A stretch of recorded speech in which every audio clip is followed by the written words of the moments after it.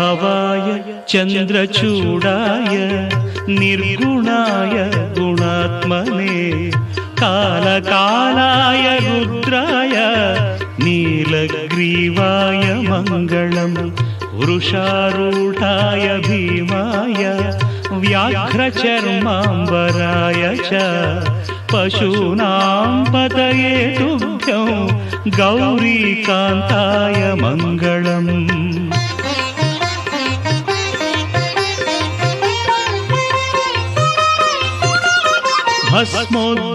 भस्मोद्धूलितदेहाय व्याळयज्ञोपवीतिने रुद्राक्षमालाभूषाय व्योमकेशाय मङ्गलम् सूर्यचन्द्राग्निनेत्राय नमः कैलासवासिने सच्चिदानन्द